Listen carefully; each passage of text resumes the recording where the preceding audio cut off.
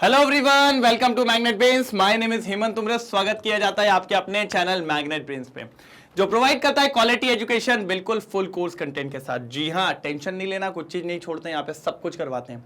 आप सभी जानते हैं मैग्नेट ब्रेन्स के दो चैनल है, इंग्लिश मीडियम और हिंदी मीडियम। दोनों पे 100% क्वालिटी वाइज कंटेंट दिया जाता है बिल्कुल फ्री, जिसमें सबसे इंपॉर्टेंट अगर मैं आपको बोलूं तो सारे टॉपिक वाइज करवाते हैं। NCERT solution, MIQs, MCQs, one shot, crash course, DPP, PYQs और भी बहुत कुछ। और इसमें सबसे इंपॉर्टेंट बात मैं एक चीज कहूंगा, सबसे important sir, e books, e notes ये भी अवेलेबल है। डिस्क्रिप्शन बॉक्स में आपको जाके देखना पड़ेगा, बिल्कुल शानदार तरीके से और मजेदार तरीके से।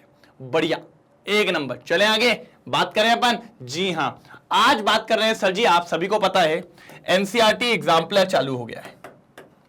एनसीईआरटी एग्जाम्पलर चालू हो गया, पता है इसमें कई सारे सेगमेंट्स में डिवाइड करा है।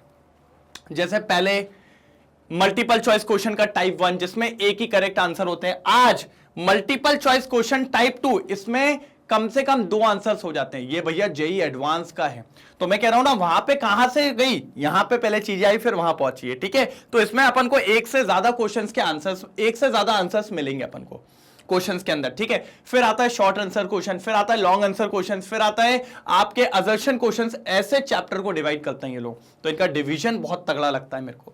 ठीक है, तो एनसीईआरटी एग्जाम्पलर पे बात करने वाले हैं बढ़िया तरीके से। Some basic concept of chemistry को लेके chapter 1 multiple choice question type 2। Type 2 का क्या मतलब है, कर दे चालू सर। एक बार लाइक और शेयर हो जाए फटाफट तरीके से। मैंने आपको बताया इंग्लिश मीडियम और हिंदी मीडियम के बारे में। इंग्लिश मीडियम पे केजी से लेकर 12 तक की एजुकेशन और हिंदी मीडियम पे क्लास 6 से लेकर 12 तक की एजुकेशन। सीबीएसई बोर्ड के साथ हिंदी मीडियम पे 4 स्टेट बोर्ड भी होते हैं, MP board, UP board, Bihar board और राजस्थान बोर्ड। चलिए सर चालू करते हैं। बढ़िया, ये देखिए टाइप 2 क्या बोल रहा है, क्या बोल रहा है। इन द फॉलोइंग क्वेश्चन 2 और मोर ऑप्शंस में बी करेक्ट। 2 या 2 से ज्यादा क्वेश्चंस करेक्ट हो सकते हैं। पहला question, 1 mole of oxygen gas at STP is equal to. पहले तो मुझे यह बताओ भैया, किस किस को STP का फुल फॉर्म पता है?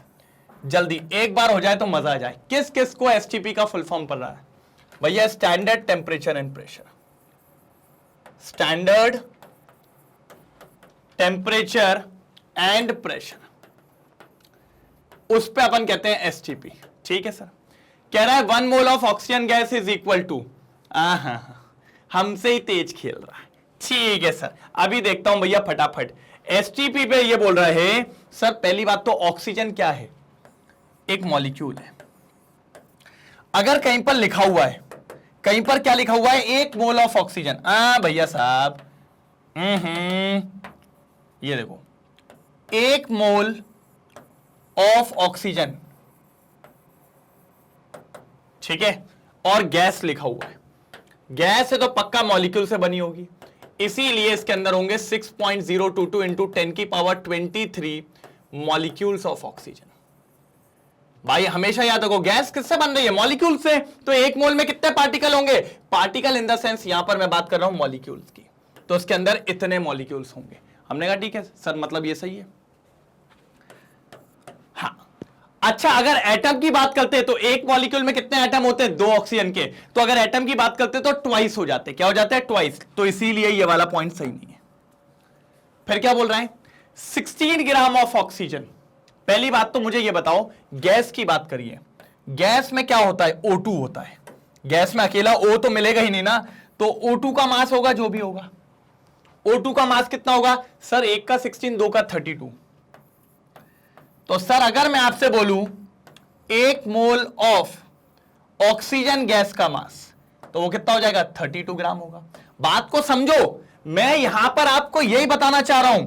यहां पर क्या लिखा है उस बात को समझो। यहां लिखा हुआ है ऑक्सीजन गैस, भाई गैस। गैस का मतलब समझ रहे हैं ना, मैं वो कहना चाह रहा हूं, ये गैस। गैस जब भी आएगा तो O2 आएगा। अगर सिर्फ एलिमेंट होता तो ऑक्सीजन आ जाता, कोई दिक्कत नहीं। इसीलिए ये नहीं हो सकता। 16 ग्राम ऑफ ऑक्सीजन नहीं होगा। क्या होगा? 32 ग्राम ऑफ ऑक्सीजन। बिंदास, क्योंकि ऑक्सीजन गैस की बात हो रही है। STP standard temperature and pressure पे 1 मोल ऑफ ऑक्सीजन के अंदर 6.022 इंटू 10 की पावर 23 मॉलिक्यूल्स ऑफ ऑक्सीजन होंगे। साथ ही साथ 1 मोल ऑफ ऑक्सीजन गैस का मास कितना होगा? 32 ग्राम ऑफ ऑक्सीजन। क्या होगा 32 ग्राम ऑफ ऑक्सीजन। देख लीजिए सर, ए और D is the final answer. मतलब आलू और ढोलक साथ में आ गए। क्या हो गया सर, आलू और ढोलक साथ में आ गए। चलो भैया जल्दी स्क्रीनशॉट लेंगे। सर शानदार था, बिल्कुल मजेदार था ये क्वेश्चन, देख रहा हो। तो भाई अभी इस टाइप 2 में दिमाग ऐसे चलाना कि भाई एक आंसर मिले तो रुकने का नहीं, जब तक चारों को चेक नहीं कर लेंगे जब तक रुकेंगे नहीं। बिल्कुल आ जाओ आगे भैया। क्या कह रहा, ओ अयो बड़ा क्वेश्चन आगे रे, बड़ा क्वेश्चन आगे। चलो अभी देखते हैं। Sulphuric acid reacts with sodium hydroxide as follow. ठीक है, H2SO4 रिएक्ट कर रहा है NaOH से, बना रहा है Na2SO4.H2O, सॉरी प्लस H2O। कह रहा है आपको क्या क्या दे दिया है ये बताओ भैया। सल्फ्यूरिक एसिड दे दिया है,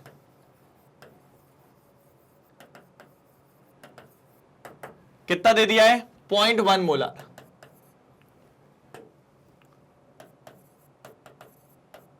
इन 1 लीटर, 1 लीटर में 0.1 मोलार दे दिया है। वहीं पर रिएक्ट कर रहा है वो NaOH के साथ, तो NaOH का भी दे दिया है। कितना दे दिया है 0.1 मोलार इन 1 लीटर, दोनों दे दिया है। हमने कहा ठीक है। उनने बोला है सोडियम सल्फेट कितना बनेगा। सर ये कुछ वैसी फीलिंग नहीं आ रही है। कैसी सर? अरे हमारे वही लिमिटिंग रिएजेंट वाली। मैंने कहा बात तो सही कह रहा हूं, मैंने कहा बात तो सही कह रहा हूं, लिमिटिंग रिएजेंट वाला मसला लग रहा है। चलो H2SO4 ले लेते हैं, और क्या है 2NaOH ले लेते हैं। थोड़ा लॉजिकली खेलेंगे जल्दी निकाल पाएंगे। ठीक है, और 2H2। हाँ भाई आप ऊपर जाइए। हाँ अब देखो सर, अगर मैं इसकी जनरल लिखूं तो ये 1 मोल है, तो ये हो गया 1 मोल। ये कितना हो जाएगा 2 मोल। ये कितना हो जाएगा 1 मोल। और ये कितना हो जाएगा 2 मोल। अब मुझे बताओ क्या क्या दिया है। सर आपको 2 चीजें दे दी है, ये दे दी और ये दे दी। तो सर ये पता लगाओ पहले जल्दी कौन खत्म होगा। जल्दी खत्म मतलब लिमिटिंग रिएजेंट। तो पहले तो ये पता लगाना है कि इन दोनों में लिमिटिंग रिएजेंट कौन है। जो भी लिमिटिंग रिएजेंट होगा उसकी मदद से मैं Na2SO4 को निकालूंगा, क्योंकि आपको दोनों दे दिया है। मैंने कहा ठीक है सर बिल्कुल सही है। अब आप जरा समझो, 1 मोल H2SO4 को 2 मोल ऑफ NaOH लगते हैं। मतलब बात समझ रहे हो? अगर मेरे पास H2SO4 1 मोल है तो मुझे NaOH कितना चाहिए रिएक्ट करने के लिए? सर आपको NaOH चाहिए 2 मोल, तभी आपकी रिएक्शन होगी, नहीं तो नहीं होगी। अगर आपके पास H2SO4 2 मोल है तो आपको NaOH कितना चाहिए? सर डबल लग रहा है, तो NaOH कितना लगेगा 4 मोल। ठीक है, अगर आपके पास H2SO4 0.1 मोल है तो आपको कितना लगेगा? डबल लगेगा। तो NaOH कितना लगेगा आपको? हमको लगेगा 0.2 मोल। होगा क्या नहीं होगा? बिल्कुल सर। और आपको कितना दिया है? सर आपको दिया है 0.1 मोलार। अच्छा इनको मोल्स में बदल सकते हैं, आप जानते हो 0.1 मोलारिटी है तो इसके मोल्स भी 0.1 होंगे। दोनों आपको कितना दे दिया? 0.1 H2SO4 अगर 0.1 है तो आपको NaOH भी कितना चाहिए? 0.2। लेकिन आपको कितना दिया? 0.1, मतलब NaOH कम है। NaOH की क्वांटिटी कम है, जल्दी खत्म हो जाएगी। और जल्दी खत्म हो जाएगी तो सर NaOH क्या कहलाएगा? सर NaOH कहलाएगा लिमिटिंग रिएजेंट। ओहो, बात समझ गए मैंने क्या कहना चाहा? भाई आप इतना याद रखिए कि यहां पर अगर 0.1 मोल दिया है, मोलार दिया है ना, इसका मतलब है NaOH कितना दिया है? 0.1 मोल। और यहां पे भी याद रखिए ये कितना दिया है? 0.1 मोल। ठीक है, कितना दिया? 0.1। दोनों 0.1 दिए हुए हैं। लेकिन आपको अगर सल्फ्यूरिक एसिड 0.1 है तो NaOH कितना चाहिए? 0.2, जो कि नहीं है। उसने 0.1 दिया है तो जल्दी खत्म हो जाएगा। तो NaOH क्या है हमारे पास? Limiting reagent. पहले तो ये निकालना था। तो NaOH हमें मिल गया लिमिटिंग रिएजेंट। कोई दिक्कत की बात हमें देखने को नहीं मिली है। और जब NaOH लिमिटिंग रिएजेंट मिल गया तो अब भी करके देता हूं। ये वाला मतलब समझ में आया? ये समझ में आया कि लिमिटिंग रिएजेंट क्यों है? चलो एक बार जल्दी स्क्रीनशॉट ले लो, जल्दी ले लो भाई, जल्दी ले लो। चलो चलो अब देखना। तो भैया यहां से हमें पता चल रहा है अगर 2 मोल NaOH है तो आप बनाते हो 1 मोल ऑफ Na2SO4। यही होता है क्या नहीं होता है? 1 मोल ऑफ Na2SO4 बनाते हो। देखो ना लिखा है 2 मोल मिलके 1 मोल बनाता है। तो अगर मेरे पास NaOH 1 मोल हुआ तो आपका ये कितना बनेगा? 1/2 मोल ऑफ Na2SO4। लेकिन आपको दिया कितना है सर? आपने तो इतना नहीं दिया, हमें तो कम दिया है। कितना दिया? 0.1। ओके, अगर आपके पास 0.1 मोल ऑफ NaOH है तो फिर कितना बनेगा? तो फिर बनेगा 0.1 divided by 2 mole of Na2SO4। यही बनेगा कि नहीं बनेगा? ठीक है, तो इस हिसाब से जब मैं इसको सॉल्व करूंगा तो ये जाएगा 0.05 मोल ऑफ Na2SO4।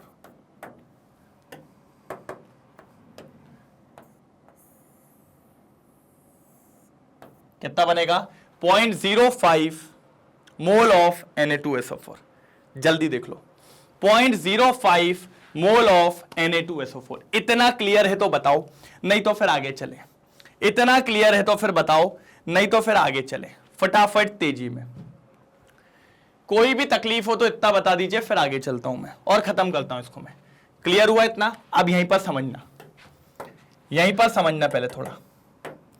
सर ये तो मोल आ गया, अगर मैं Na2SO4 का वेट निकालू, क्या निकालू? Weight of Na2SO4। Weight of Na2SO4 तो पता है वो क्या होता है? मोल इनटू उसका मॉलिक्यूलर मास। ठीक है, मोल्स कितने दिए हुए? 0.05। मॉलिक्यूलर मास कितना होगा Na2SO4 का? देखो 23 2 जा 46, भाई कर लो नहीं तो फंस जाए। 46। सल्फर कितना होता है? 32। ऑक्सीजन कितना होता है? 16 4 जा 64। सर 12 एक ऊपर 8, 142 आ रहा है। 142 आ रहा है। कितना आ रहा है? 142 उसका मॉलिक्यूलर मास आ रहा है। 142 उसका मॉलिक्यूलर मास आ रहा है। ये देखिए 142। सॉल्व करिए। सर मेरे हिसाब से ये हो जाएगा 71 और एक पॉइंट लगाए तो 7.1 आएगा। सर जब आप इसको सॉल्व करेंगे तो ये आएगा 7.1 ग्राम। ये आपका इतना वेट तैयार होगा Na2SO4 का। और अगर आप देखें तो एक ऑप्शन में दिया हुआ है, एक ऑप्शन में दिया है, देखिए तो एक ऑप्शन तो मिल गया भैया, अमाउंट ऑफ सोडियम सल्फेट मिल गया। अब उसकी मोलैरिटी निकालनी है। क्या निकालनी है? मोलैरिटी। वो भी निकाल लेंगे, पहले इसको नोट डाउन करिए। जल्दी जल्दी जल्दी जल्दी नोट डाउन करिए, फिर इसकी मोलैरिटी भी निकालते हैं फटाफट। तेजी में, तेजी में निकालते हैं, तेजी में। डन? क्लियर है? निकालूं मैं? आगे बढ़ूं? चलो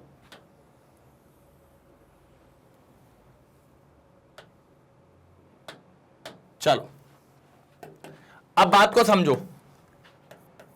मोलैरिटी निकालनी है किसकी?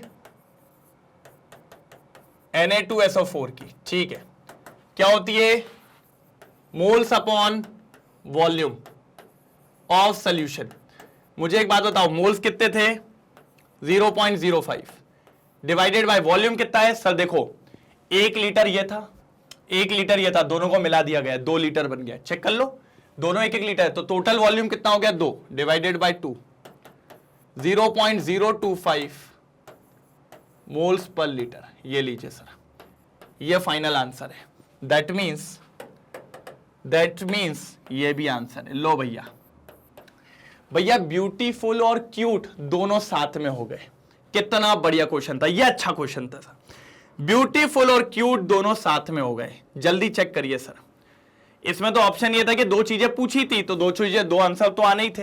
ये देखिए बी एंड सी, बहुत ही बढ़िया। चलो डन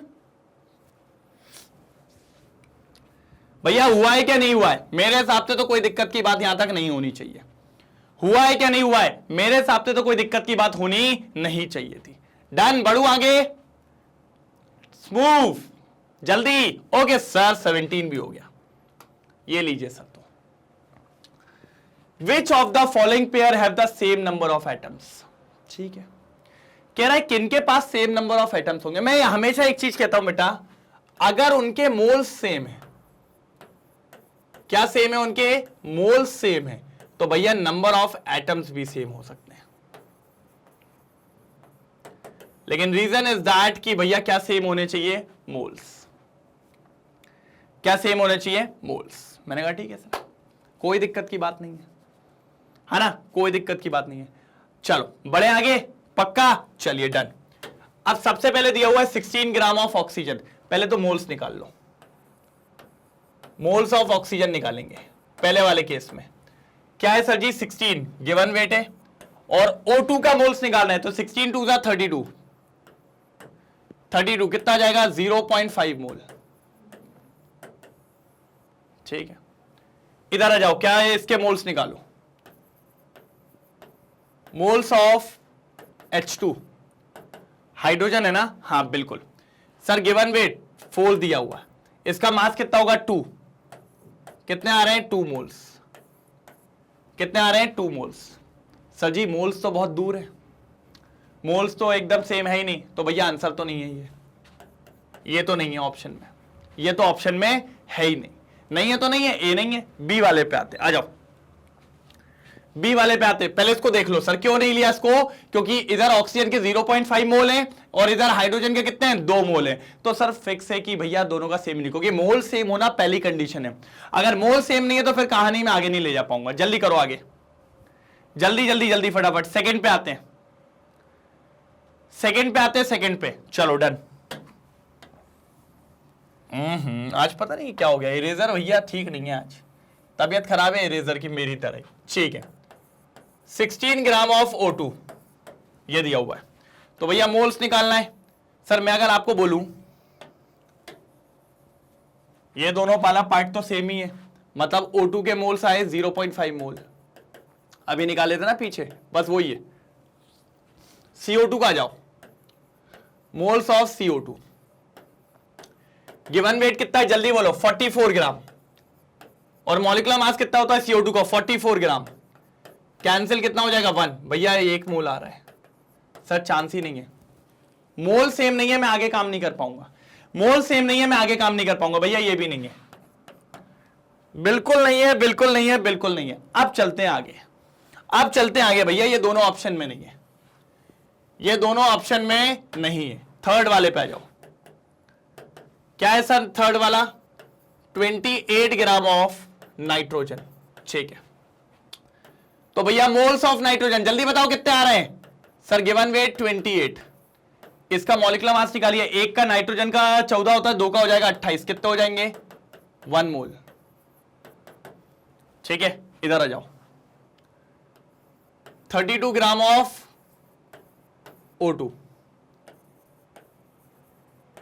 तो मोल्स ऑफ O2 कितना हो जाएगा? 32 डिवाइडेड बाय भैया 16 दूनी 32 एटॉमिक मास कितना आ रहा है? 1 मोल आ रहा है। सर सही है सर, दोनों के मोल्स मैच कर गए। अब सुनो सुनो रे सुनो, जल्दी सुनो। 1 मोल ऑफ N2 में भैया ये मॉलिक्यूल है, तो पहले मॉलिक्यूल आएंगे। 6.022 इंटू 10 की पावर 23 मॉलिक्यूल्स, बिल्कुल सही बात है। और सर एक मॉलिक्यूल ऑफ N2 में कितने एटम है? सर 2 हैं। ये देखो ना, N2 का मॉलिक्यूल तो यही है, तो इसके अंदर कितने एटम है? 2 एटम है।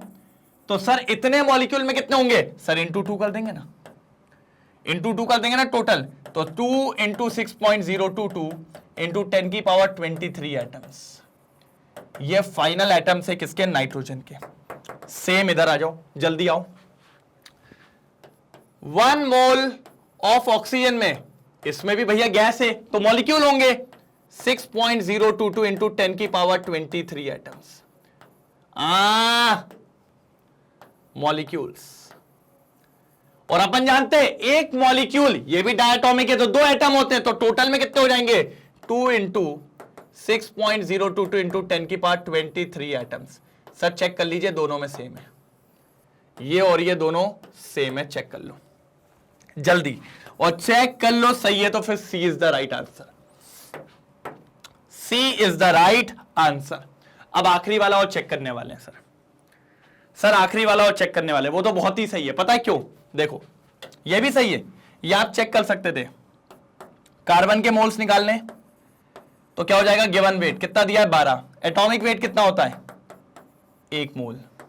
ठीक है, सोडियम का मोल्स निकालने हैं। सोडियम का गिवन वेट कितना है 23 दिया है, और एटॉमिक वेट 23, कितने आ गए 1 मोल, और 1 मोल में 6.022 इंटू 10 की पावर 23 एटम्स होते हैं। तो यहां पे भी कार्बन के 6.022 इंटू 10 की पावर 23 एटम्स, और सोडियम के भी 6.022 इंटू 10 की पावर 23 एटम्स। इसीलिए सी और D is the final answer. C और D is the final answer. तो पहले तो चेक करेंगे मोल्स, और अगर दोनों के दोनों सेम डायटोमिक है या ट्रायटोमिक है, सेम है, तो फिर तो मोल्स पे ही आंसर हो जाएगा, नहीं तो थोड़ा सोचना पड़ेगा। वैसे यहां पर मोल्स पे ही काम हो गया। तो सी और D is the final answer. जल्दी नोट डाउन करेंगे, जल्दी जल्दी जल्दी जल्दी, फटाफट जल्दी करेंगे नोट डाउन।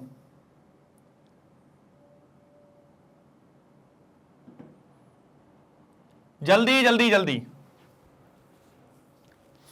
डन। चलो ये देखिए, सी और डी सेम कॉन्सेंट्रेशन।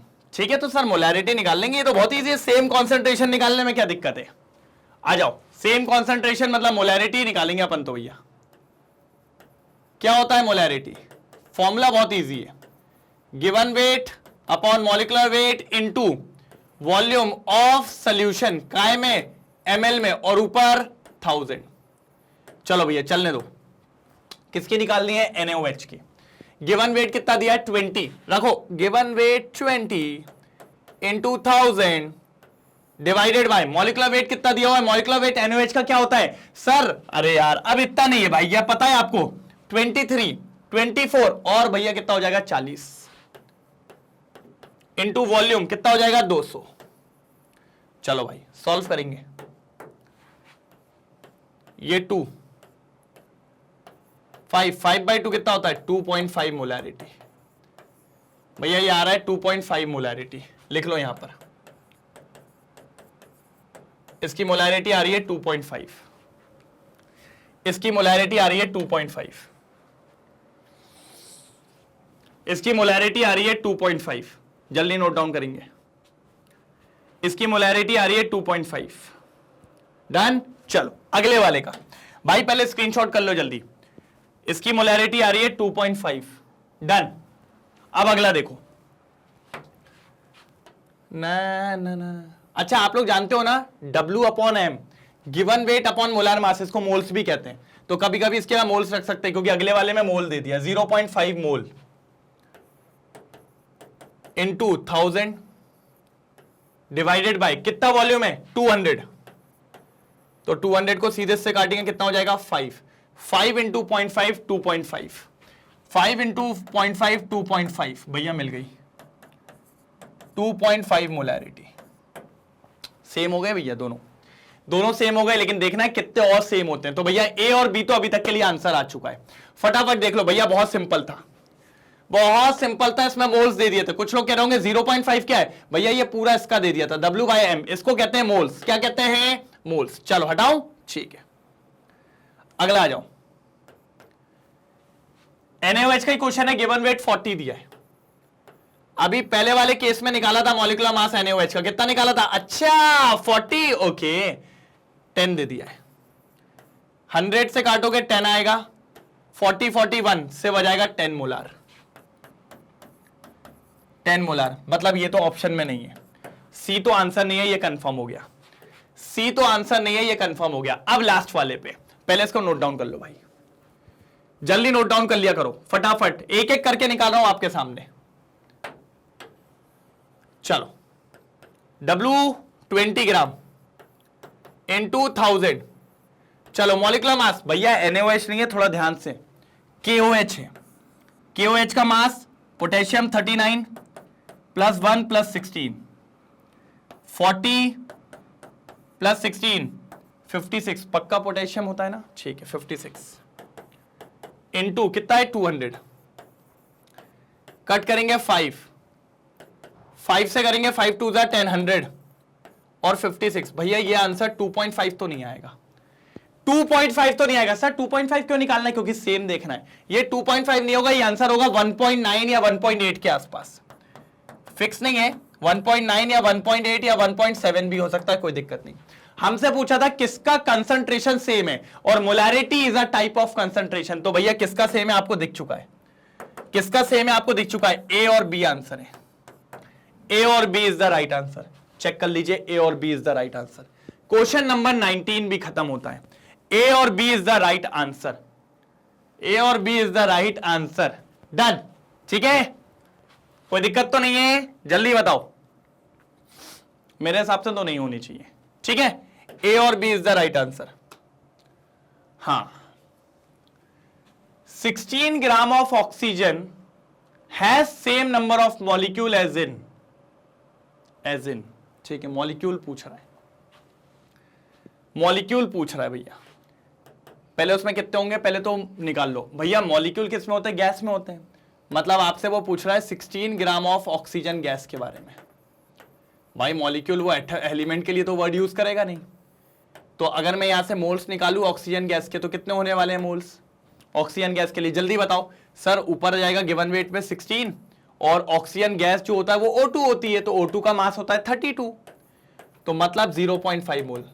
मतलब अपन पहले ढूंढेंगे भैया, क्या मॉलिक्यूल ढूंढने हैं ना अपन को, तो हाँ, तो अपने पास ये जो गैस है ये है 0.5 मोल। कितनी है, 0.5 मोल। तो पहले तो ढूंढो 0.5 मोल किस किस के पास आ रहा है, जिसके पास भी आ रहा होगा वो आंसर हो जाएगा। चलो आ जाओ, पहले निकालते हैं moles of carbon monoxide, moles of carbon monoxide. ठीक है, गिवन वेट कितना है 16, और कार्बन मोनोऑक्साइड का वेट कितना हो जाएगा। सर देखो, कार्बन होता है 12, ऑक्सीजन होता है 16, 16 और 12 28, यही होगा, यही होगा। कट करो, 8 14 7 4 4/7। ये बात तो कंफर्म है 1 से छोटा है, ये बात तो कंफर्म है 1 से छोटा है, लेकिन कितना है ये नहीं पता। लगाओ 0.0, 7 5 35, फिर 5 लगाओ, फिर पॉइंट का 0, 7 6 7 7 0.57, 0.57 मोल। सर क्या मोल बराबर आए, क्या नहीं आए सर, नहीं आए, नहीं है, नहीं है, नहीं है। मोल बराबर आएंगे तभी मैं बात करूंगा, नहीं तो मैं बात नहीं करूंगा बिल्कुल। तो पहला तो नहीं है, दूसरा हो 28 ग्राम ऑफ नाइट्रोजन, तो ले लो भैया नाइट्रोजन को, moles of nitrogen. Given weight कितना दिया हुआ है 28 ग्राम, ऊपर 28, नीचे N2, N2 बोले तो सर N2 का मास कितना होगा 14, 14 दूनी 28। ठीक है सर, कितना आ गया 1 मोल। मुझे कितना चाहिए था, नहीं 0.5 मोल नहीं है, बराबर नहीं होगा, हटाओ है, चल हट, हो गया तेरा भी काम खत्म। ठीक है, अरे यार